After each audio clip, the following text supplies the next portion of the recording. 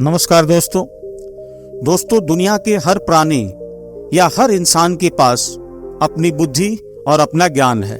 इसलिए हम कह सकते हैं कि व्यक्तिगत रूप से सभी बुद्धिमान हैं, लेकिन कुछ को छोड़ दिया जाए तो बहुत से लोगों के पास वैसी बुद्धि, वैसा ज्ञान, वैसा कौशल और वैसा टैलेंट नहीं है जिसकी आज जरूरत है। क्या आपने कभी बुद्धिमान या जीनियस, कौशल युक्त या टैलेंट बनने के बारे में सोचा था?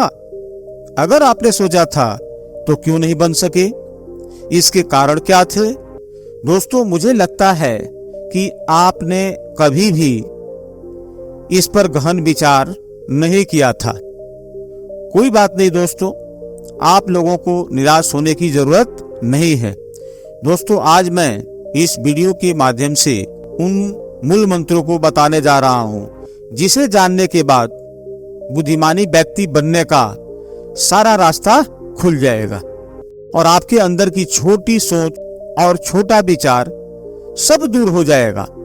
मैं पूरा विश्वास के साथ कहता हूं कि इस वीडियो को देखने के बाद आपके अंदर वो संपूर्ण गुण आ जाएंगे जो आपको बुद्धिमान बनाएगा ही। आपको बुद्धिमान बनने से कोई नहीं रोक सकता है।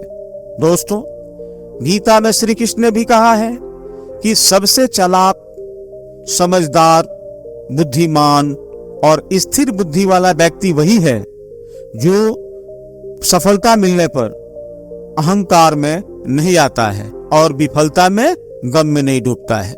दोस्तों, एक बार मैं अवश्य आप लोगों को कहना चाहूंगा कि आप लोगों को बुद्धिमान बनने के लिए आपको अपनी गलतियों से और अपने अच्छे बुरे अनुभवों से सीख लेना बहुत जरूरी है। दोस्तों, ये 8 मूल मंत्र हैं जिसे आप गांठ बांध लीजिए और अपने जीवन में निस्संदेह अप्लाई कीजिएगा। दोस्तों, मूल मंत्र का नंबर 1 है सतर्क रहिए। दोस्तों, आपको वैसे लोगों से संपर्क नहीं रखना है जो अपने फायदे के लिए मीठी मीठी बातें करते हैं। दोस्तों, नंबर 2, अपने ज्ञान को बढ़ाने के लिए अच्छी अच्छी पुस्तकें पढ़िए। नंबर 3, आपके जीवन में जो चीजें ज्यादा महत्व रखती हैं उन्हीं चीजों पर ध्यान दीजिए। जो चीजें आपके काम की नहीं हैं उन पर अपना समय बर्बाद मत कीजिए। दोस्तों, ये सारे मूल मंत्र जानते रहिए और वीडियो को लाइक करते रहिए और अपना सुझाव कमेंट बॉक्स में जरूर दीजिए। ये बातें अच्छी हैं या नहीं, क्योंकि इससे हमें अंदाजा लगेगा कि मैं आप लोगों को जो बता रहा हूँ क्या वह आपके जीवन में लाभ दिलाएगा। दोस्तों, ध्यान दीजिए, मूल मंत्र नंबर 4 है समझदारी से बातचीत कीजिए। दोस्तों, बातचीत करते समय पहले दूसरों की पूरी बात सुनिए, बीच में टोकने की जरूरत नहीं है। बात पूरी होने के बाद उनके सामने अपनी बात रखिए और मुद्दे से भटककर इधर उधर की बात मत कीजिए और न ही अपनी ज्ञान का ज्यादा दिखावा कीजिए। नंबर 5 है अपनी गलती को मत दोहराइए। इसे हमने पहले भी बतलाया है। नंबर 6 है कोई भी कार्य योजना के साथ कीजिए। अगर कोई भी काम बिना सोचे समझे, जल्दबाजी में या फिर हड़बड़ाहट में करेंगे तो बुद्धिमान व्यक्ति की झलक आपके अंदर नहीं आएगी। इसलिए कोई भी काम सोच समझकर कीजिए। दोस्तों, नंबर 7 है मन में चल रहे विचारों पर विशेषकर ध्यान दीजिए।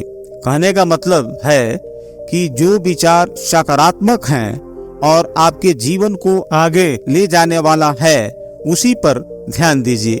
मन में चल रहे अनचाहे विचारों को रोकने के लिए अपने मन को शांत रखिए और मेडिटेशन का सहारा आप ले सकते हैं।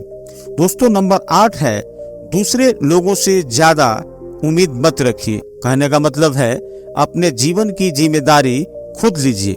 ऐसा करने से आप ज्यादा वैल्यूएबल पर्सन बनेंगे और आप एक बुद्धिमान व्यक्ति की श्रेणी में आ जाएंगे। दोस्तों, मैं शुरुआत में जो बातें बताई थी उसे मैंने सिद्ध कर दिया। इसका फीडबैक आप लोगों के हाथ में है।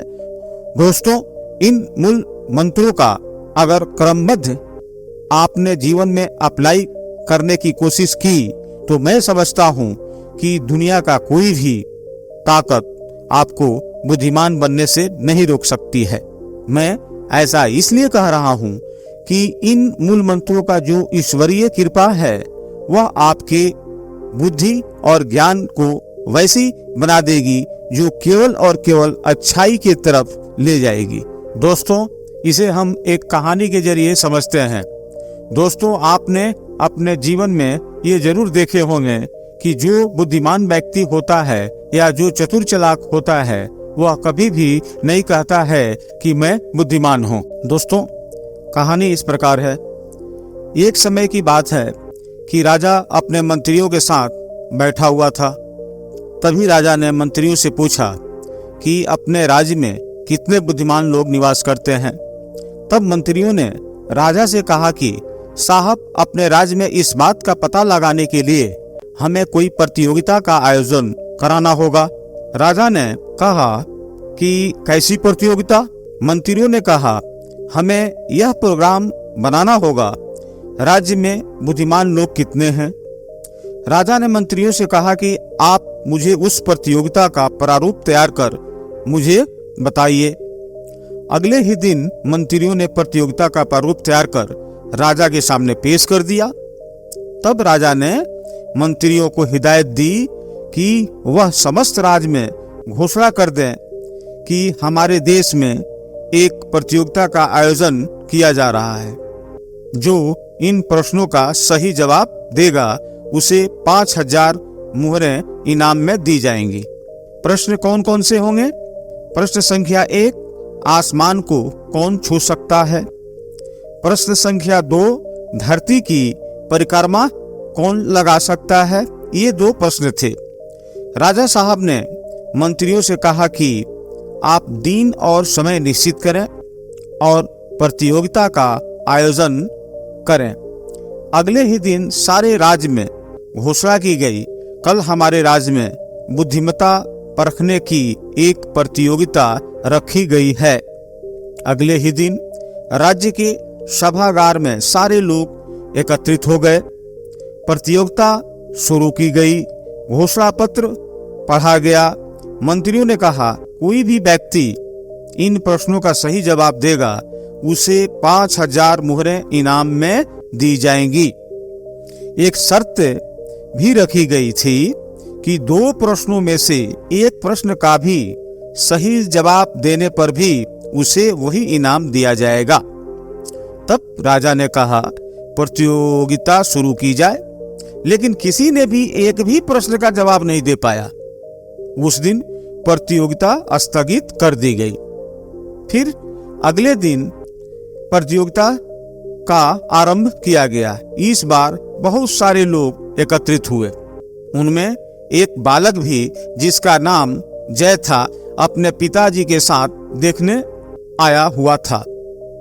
जैसे ही प्रतियोगिता शुरू हुई कि वही हाल हुआ कि कोई भी उन प्रश्नों का सही जवाब पहले की तरह नहीं दे पाया था। तभी उस बालक ने जोर की आवाज दी कि मैं इन प्रश्नों का उत्तर दूंगा। सभी लोग अचंभे में पड़ गए। तब राजा साहब ने उस बालक को बुलाया और उससे पूछा कि आप इन प्रश्नों के उत्तर देंगे? बालक ने कहा, जी, मैं इन प्रश्नों का सही जवाब दूंगा। राजा ने कहा कि आप आसमान कैसे छुओगे? बालक का जवाब था, मैं अभी कक्षा 8 में पढ़ रहा हूँ। मेरी उम्र 16 साल की है। आसमान छूने का मतलब है कि आप ऊंचाइयों को छू सकते हैं। मैं अभी सारी ऊंचाइयों को छूने का मौका रखता हूँ। राजा साहब उस बालक की बात सुनकर बहुत खुश हुए।